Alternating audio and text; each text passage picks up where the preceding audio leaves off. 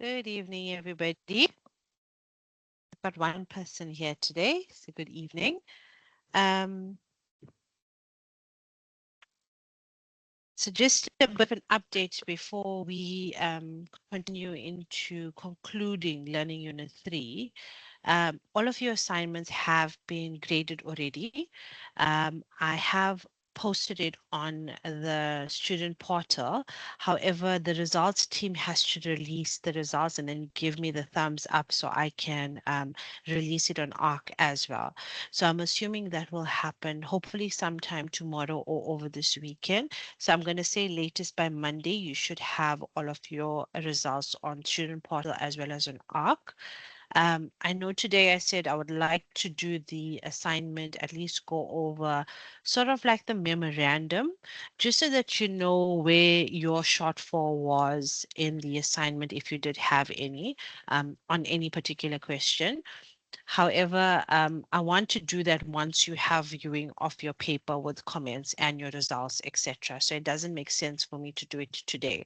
So I'm going to keep that session for next week, Thursday, where we're going to go over the sort of memorandum, and then you can see where your shortfalls are. I don't think we'll spend too much of time on it, but maybe a good 20, 25 minutes. That should help you guys to at least understand the first, I would say, 3 learning units that was being questioned in your assignment specifically. Um, is there any questions? Anyone wants to know anything in particular or in specifics? Anything else? Nothing. Okay. So as far as I know, your assignment 2 has not been released as yet. I could be mistaken because I haven't checked on this particular module. However, your next assignment is actually due on the 17th of April. So it doesn't give us with too much of time. So what we're going to do is next week's session, we'll keep it as concluding assignment 1 with memorandum. And then possibly the week after that, which is, let me just check the dates quickly, the 9th of April. By then, of course, your assignments would be released. So let's use the 9th of April as your sort of session where we go over your assignment 2, that is. So we'll keep that as a national support session for assignment 2. And then you have a good week and a bit to basically get your assignment done. Okay, if there's no questions, I'm going to share my screen.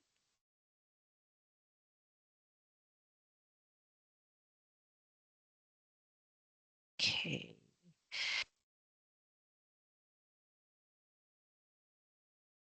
Theme 3, which is based on operations management.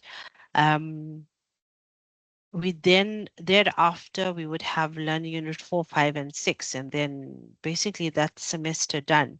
So it is split up quite nicely, meaning that we've got sufficient time in every session to go over everything that's mentioned in the module outline is what we cover in our sessions. Anything else over and above that you can read up in your textbook. However, more often than not, whatever is in the module outline is what comes out in your assessments. Okay, so you saw that with assignment 1, you're going to see that in assignment 2, and very high probability you'll see that in examination as well. Okay, so firstly, we're going to go over sort of the evolution of operations management. Okay, so as we know, operations management basically spans over several decades itself. Um, and what operations management is looking at the business practices in your business to try and create as much efficiency as possible, especially when your focus is converting materials, raw materials, components into actual goods, as well as services. So whether it's from a planning perspective, a design perspective, a strategic perspective, um, there are different processes that go in within a business and within a supply chain in order for you to maximize your profitability, meet your customers' expectation, and also be as cost effective as you possibly can. So from a logistics perspective, when we talk operations management, it is the actual movement of an item from point A to point B, whether there's multiple processes that go within the operations management process. However, um, it can start from physically receiving an item into a branch or a depot, um, you know, um, sorting, scanning it out on delivery, bringing a POD back or bringing a delivery note back. So all of this falls part of operations management when we're looking at it in relation to logistics specifically. When we're talking about it from a production or the manufacturing perspective, it can be where we are physically doing the conversion of a raw material into a finished good that we now sell to customers. And there is an element of logistics in that as well. However, that's what operations management is creating as much efficiency as possible, profitability, and being as cost effective as you possibly can. So as you can see, operations management spans over a good few decades. It has transformed over the years, and we're going to go through that specific transformation process. The transformation comes into play because of stuff like technology advancements or globalization or customers' demands changing, or anything else from a management philosophy changing. So the first one that we're going to look at is your pre-industrial revolution, which is sort of like your craft production era itself. So prior to the actual industrial revolution, a lot of your production was decentralized. It was very craft based. So your products were being produced by people that had skills, like skills artisans. They were using manual processes, manual methods, manual tools. So the production processes then was very labor intensive. It was slow, it was very inefficient. There wasn't much standardization.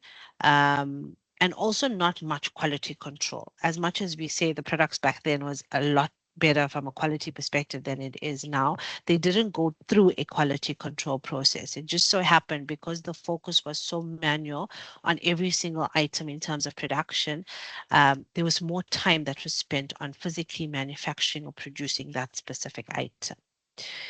Then we're looking at the Industrial Revolution. So from an Industrial Revolution, it was sort of like the late 18th to the early 19th century. So here there was quite a big shift in operations. A lot of it characterized by uh, mechanization of your uh, production processes. So whether you were introducing different factory systems, maybe there was steam power engines, anything from a machinery perspective in order for productivity to increase and your output to increase. So some of the key innovations that sort of came out of this specific 18th to 19th century was your spinning jenny, your steam engine, all of this sort of revolutionized mass production of goods. So you're producing goods on a much larger scale as opposed to pre-industrial revolution. Then we have quality management, which was sort of like the mid 20th century, where there was a lot of quality management principles that came into play. So whether it was Demings, whether it was Duran, these are stuff that we spoke about in, I think, our first and second session. So quality management, a lot of it emphasized the importance and the need for continuous improvement, where you have more of a customer focus on making sure that you have a product that is excellent or a service that is excellent. So stuff like total quality management, so TQM, processes and theories like Six Sigma, all of this became very widely adopted in order for businesses to enhance or to increase quality and try and reduce as much defects as possible in the operations process itself. Then we have in the sort of in the late 20th century, lean manufacturing. So lean manufacturing completely inspired by Toyota, so the TPS Toyota production system. So it had revolutionized operations management because the focus was on waste reduction, continuous flow, making sure that there was a lot more value creation for customers. So some of your lean principles like JIT, like just in time, Kanban, Kaizen. These are also elements and processes that we're going to go over as we go further into our semester and into our content, where total quality management becomes a big portion of it. A lot of the Kanbans, the Kaizens, the JIT became good foundational concepts for making sure that there was as much efficiency as possible. There was a lot of responsiveness in the supply chain operations, etc. Then we have supply chain management, which sort of was adopted sort of the late 20th, early 21st century, where it was more of a discipline that transformed operations management because you're now focusing on integration, you're focusing on coordination across the entire supply chain, whether it's from a raw materials or a supplier of raw materials, right down to the customer that you're delivering a final product to. So the supply chain basically pushed a lot more collaboration, allowed for visibility throughout the business, made sure that your logistics was optimized, your inventory was optimized so that you don't have too much or too little stock, um, just so that there's reduction of costs, you have better customer service or satisfaction, and your costs tend to stay as low as possible. And then the last one, which is also very important, probably one of the most important space because it's current century and it's digitization.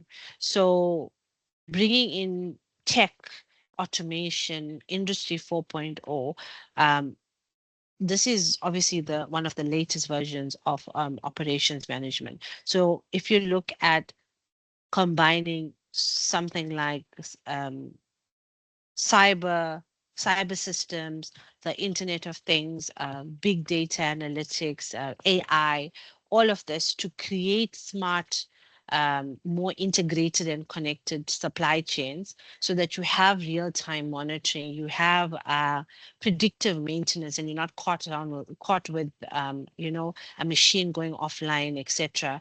And you have autonomous decision making at the end. So digitization in its whole character is pushing operations to become a lot more agile, a lot more flexible, and also adapting to different changing market conditions and also different changing customer demands.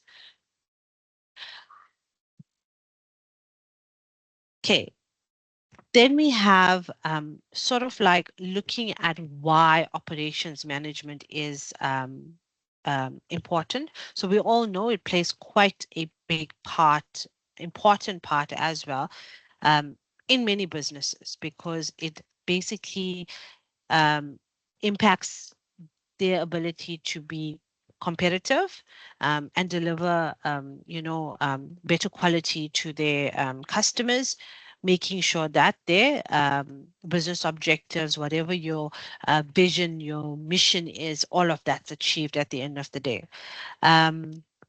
So the first one is obviously cost leadership and efficiency. So operations is quite important for achieving both cost leadership as well as operational efficiency. So these are key drivers for especially competition in various different industries. So when you optimize your production process and you get as much efficiency, you minimize your waste in your business, you maximize your resources. Operations management itself helps these businesses reduce their production costs, helps them to improve their profit margins, and also allows them to offer competitive prices to customers itself. Then we have quality and customer service or customer satisfaction. Um, so obviously operations management plays quite a big role in making sure that your product is of good quality, your customer is then happy with the product, and there's a lot more loyalty that sits in play here. So when you're implementing your quality management systems, continuous improvement initiatives, uh, you know, ops itself, operations management itself, allows for you to then deliver high products or high quality products, high quality services, so that it exceeds your customer's expectation. Your customer ends up being satisfied. You can then retain your customer, which means that they come back for a second or a third buy. Also, in sort of like in the dynamic world that we're living in right now, and businesses changing their um, environments itself, ops management is very important, especially when we're trying to build something from a flexibility and a responsiveness, especially for processes and supply chains that's in businesses nowadays. So when you're adopting processes like lean principles in your business, and you're trying to be as agile and responsive as possible, it allows for operations management in your businesses to adapt quite quickly to changes in market demands by your customer. Maybe your customer's preferences have changed. There's a lot more competition than what you had 5, 10 years ago. Um, it basically pushes you to be a lot more resilient in the marketplace. Um, The next one is innovation and product development. You want to basically ensure that there's collaboration between anything from a cross-functional side. So whether it's your suppliers or your business partners, you want to foster a culture of innovation. You want to foster a culture of um, design thinking, maybe emerging technologies where you're understanding what first world countries are doing. So operations management is very important because it allows the businesses to develop new products, allows them to um, have different business models that differentiate them from competitors, create value for your customers. It can have quite a big push and quite a big functionality in order for you to expand and produce growth within your business. Then we have supply chain management, okay, which is also quite essential, especially when you're trying to manage your supply chain across the entire value chain, from a raw material right down to an end customer. So whether it's you looking at optimization from a sourcing and a procurement side to production, logistics, distribution, operations management helps to achieve full supply chain visibility, better coordination, better efficiency, helps you to reduce your lead time as much as possible, have better inventory levels and inventory planning levels, and also helps reduce your supply chain costs because you want to try and improve your service levels, improve your reliability in the business as well. And then lastly, creating some sort of alignment with your business strategy and what your objective is so that you can create the value for your stakeholders, create that sustainability growth within your business because you're translating your strategic goals that you have into operational plans, into different KPIs, action plans, and it allows for um, basically better execution excellence within your business.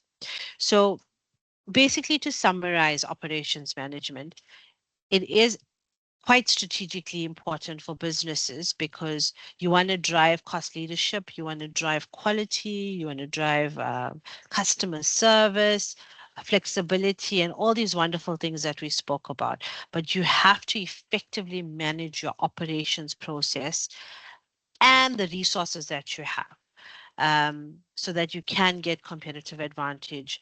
You can adapt to different, sort of market dynamic changes, and then at the end, be as sustainable as you possibly can. Okay. Is there any questions so far before we move on? Just want to see. Okay, that's the entire page. So the next slide is pretty simple. Okay, we want to speak about goods and services, which everyone knows what's a good and what's a service. And it is always nice to learn the textbook language of what a good and a service is, um, for you to better understand it from a technicality perspective. Okay, so when we're talking about a good and a service, we want to speak about basically what it is or the nature of it. All right.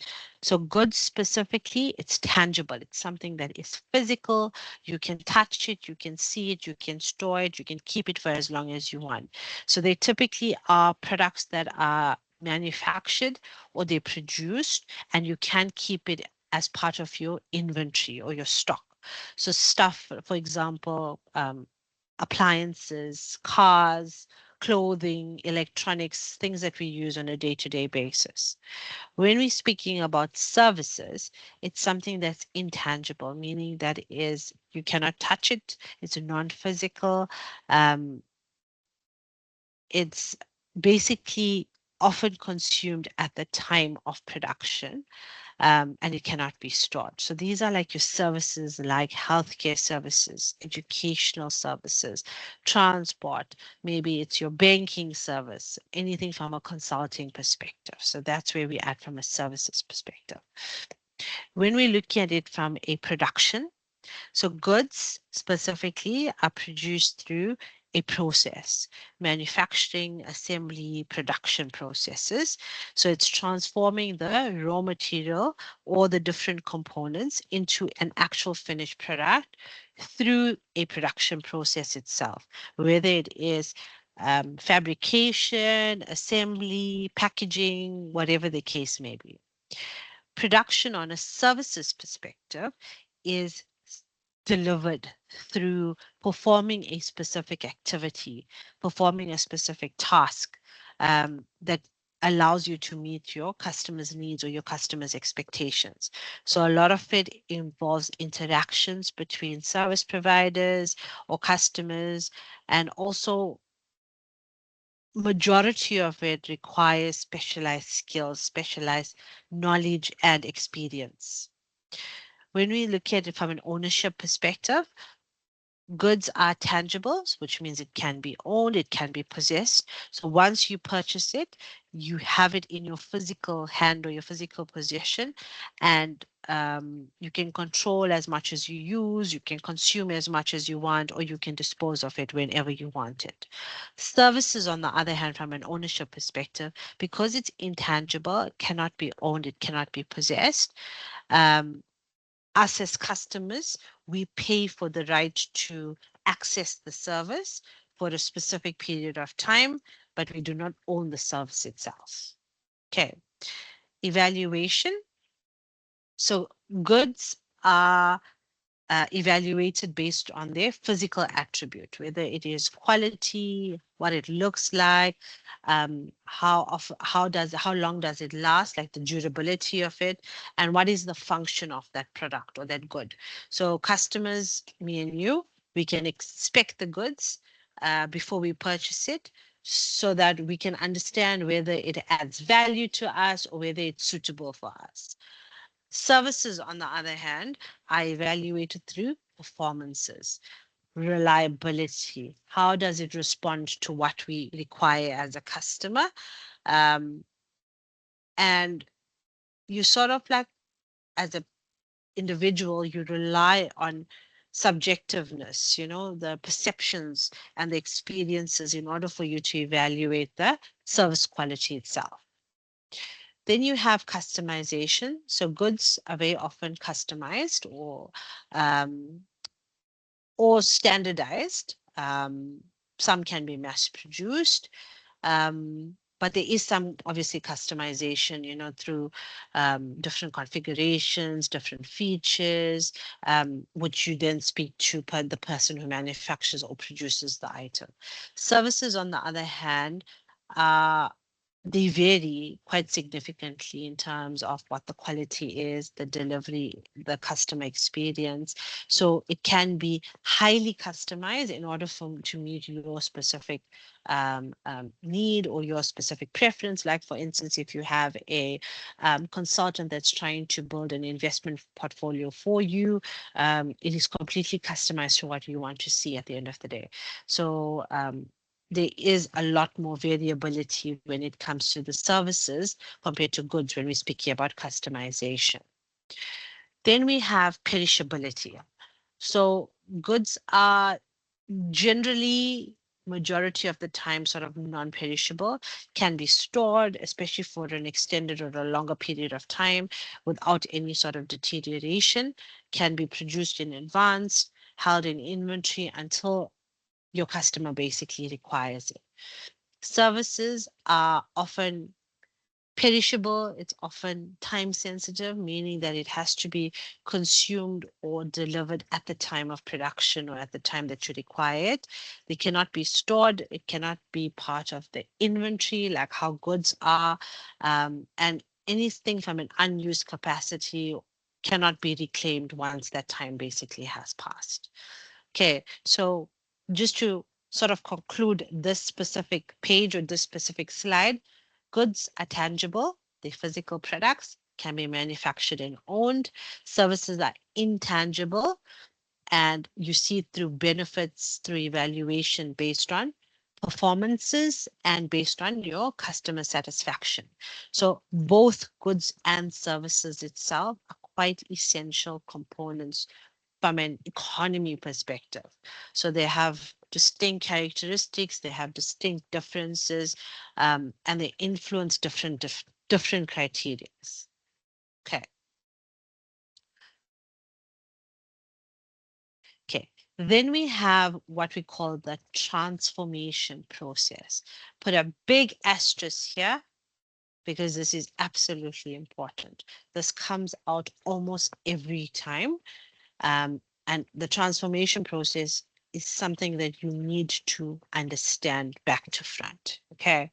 So your transformation process, the basics of it is how your inputs are transformed into outputs through various different activities and processes within your business. Okay.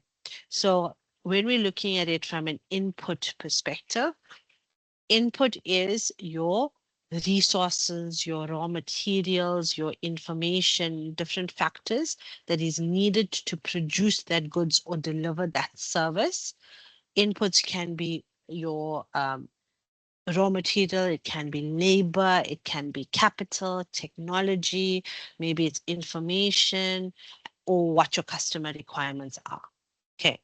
Then you have your transformation process, right? So from a goods perspective, you've got manufacturing, which is your raw materials are transformed through that manufacturing process into a finished good. Then you've got a quality control process, which makes sure that you are meeting that predefined quality standard or that specification that is needed before the product is released to the market. And then lastly, you have packaging, which is finished goods that's packaged and then it's labeled for um, storage or for transportation to the final customer. Okay, so those are potentially three of the most important aspects. From a services perspective, when we're looking at the transformation process, you have your tasks that you need to perform or your service providers need to perform, like deliver a service to the customer, like if you're part of the healthcare industry, maybe it's giving a diagnosis to a customer and a treatment plan. Then there's an interaction process where you are interacting as a consultant, or there's transactions or support services that's going out. And then there's the customization element, which means that you are meeting your customers' individual needs or individual preferences.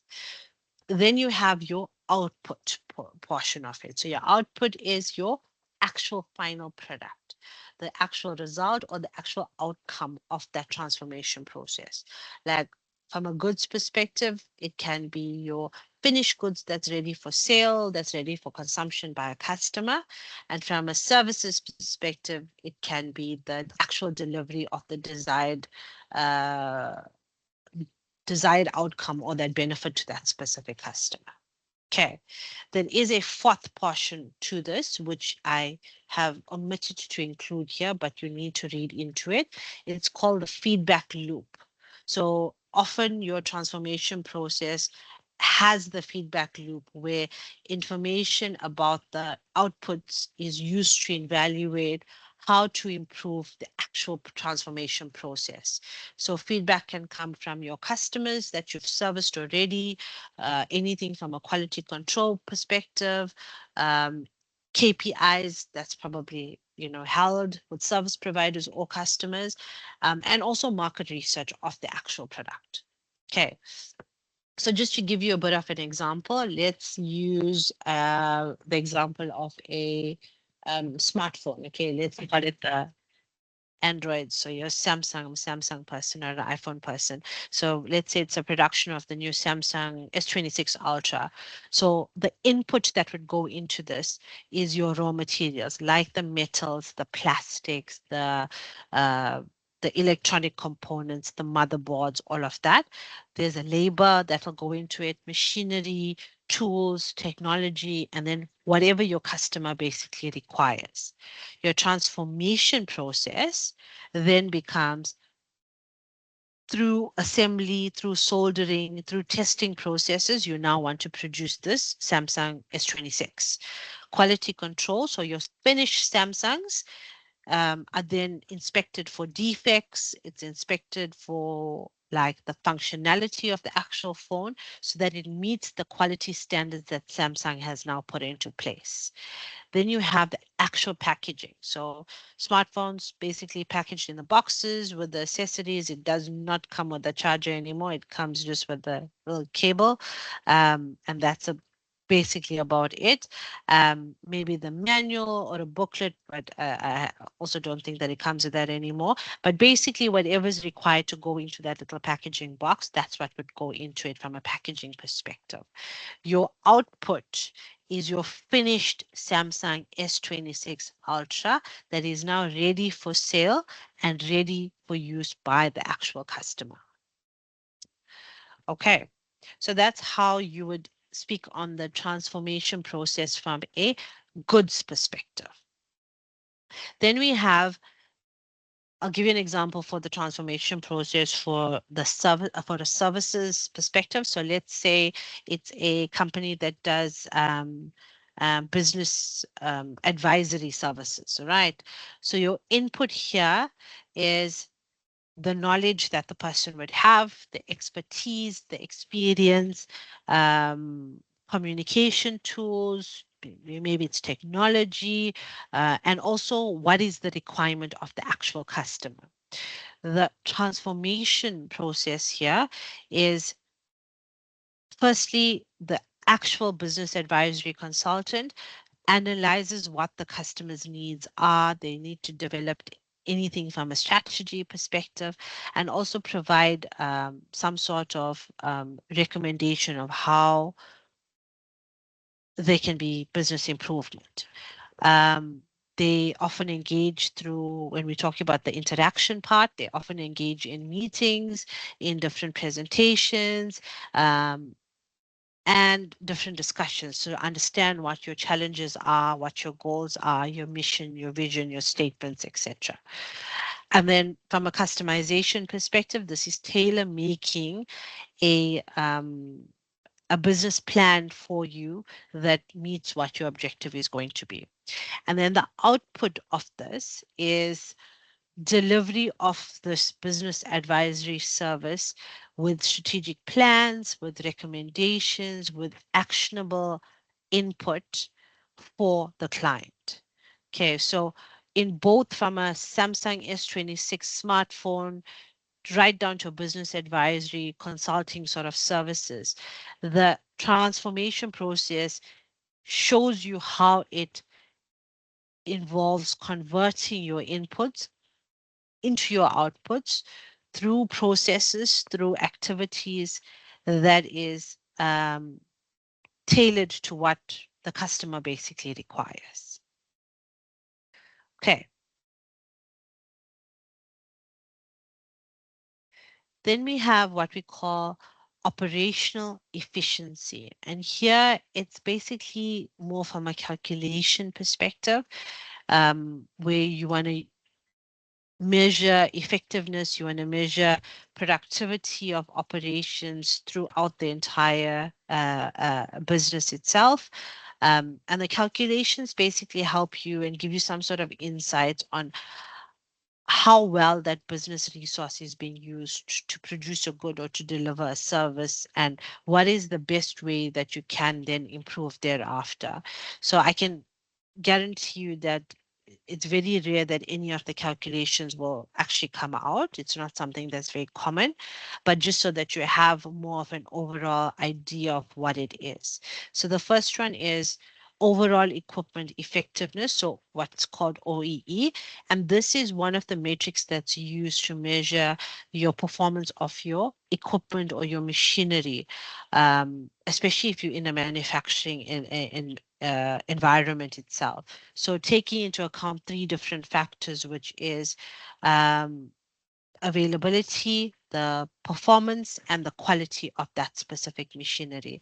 So to understand at when you have a high operate or overall equipment effectiveness, it means that the equipment that you have or the machinery that you have is operating at peak level. So peak efficiency, I would call it. There's minimal downtime. It's working at an optimal speed, and it also is generating a very high quality output. When it's a low OEE, it suggests that there's a lot of inefficiencies, that needs to be addressed in order for your overall equipment performance to basically increase. The next one is labor productivity. So your labor productivity would measure your output that is generated per unit of labor that you're now inputting. Um, so here, if you have a high labor productivity, it means that the business is generating more output per unit of labor that you have, meaning that there's better cost savings, there's a lot more efficiency in the business. When it's a lower labor productivity, it means that you've got a lot of inefficiencies in the business, especially from a labor utilization perspective. You've got process bottlenecks, you've got a resource allocation problem that needs to then be addressed. Then we have your inventory turnover ratio. So you'll come across this quite often in your textbook itself. So your inventory turnover ratio measures how efficiently your inventory is being managed and how quickly it's being turned or converted into an actual sale. So it's dividing the cost of goods that you've sold by your average inventory value that you have. So here, if you have a high inventory turnover ratio, it means that your inventory is being sold quickly. You are reducing your holding cost. So you know what your holding cost is, basically your cash that's sitting in your stock that's sitting on a shelf. Um, and you're freeing up capital for other investments. So you can maybe look at expansion, maybe location, etc. When you have a low inventory turnover ratio, uh, it means that you've got too much of inventory. You've got products that are very slow moving. and then your inventory management processes are not effective, and there's probably also not a lot of collaboration between all of your different stakeholders in the business. And then the last one that we're looking at is what we call cycle time. So cycle time basically measures the time that it takes um, to complete one single unit of production or that specific service delivery. So how it's calculated is the sort of total production time divided by how many units you now produced. So the shorter your cycle time, it means that you have a faster production or a faster delivery, service delivery process. It reduces lead times. You basically are a lot more responsive to what your customer is demanding. When your cycle time is longer, it means that there's a lot of inefficiency, there's bottlenecks, there's delays that you also need to make sure that is addressed as well. Okay. And then the last one is just very briefly looking at future trends and sort of challenges when we're looking at operations management itself. So considering stuff like emerging technologies, digital transformation. So when we're looking at future trends or future operations management, there's obviously it's going to increasingly be influenced by digital transformation, artificial intelligence, machine learning, the Internet of Things, your big data, um, and also a lot of robotics that will come into play. So these technologies itself will allow for businesses to automate a lot of their processes. By doing this, you optimize the resource allocation that you currently have, make better decisions, and also there's a lot more efficiency that will then come through into your business itself. Then when we're looking at um, from a challenges perspective, one of it is obviously, your customer changing their decision on what do they want now compared to what do they want later. So that obviously is something that a lot of businesses will struggle. Today you might be the it and tomorrow you the not. And then globalization as well. So globalization will continue. And what happens is it makes your supply chain a lot more complex. So businesses move into new markets. They now are sourcing raw materials from diverse suppliers globally. Um, so, navigating the geopolitical stand that we have, navigating some of your regulations, especially from a customs perspective and going to different countries. So operations management itself need to address issues like having trade barriers in countries, you know, currency fluctuations, fuel fluctuations, and anything from a political risk that in order for you to maintain your supply chain, the efficiency and the resilience, operations management needs to step up. And unfortunately, that will probably be one of the biggest challenges for them in the upcoming future, um, especially with how we're seeing the world go or the direction we see the world going in right now. Okay, and I think that basically concludes our learning unit 3. Do we have any questions? Okay, no questions. Okay, so next week, first half of the session, we're going through our memorandum for assignment 1. Second half of the session, we are doing, let me just confirm, next week is April 2nd. Okay, so next week's session, I've got it down as a national support session revision. So we can basically use that entire session for going through the assignment, which is actually quite great. So we'll go through every single question, sort of the answers that I was looking at. So that's why it's always nice for you to have a marked copy of your assignment in front of you so you can go through it, find out where you had a bit of shortage of marks, and then we can answer any questions that you then have. And then we continue with the Learning Unit 4 in our next session after, which is the 9th of April. Okay, if there's no questions, thank you very much for your time. And we'll chat again next week, Thursday. Have a good evening, everyone.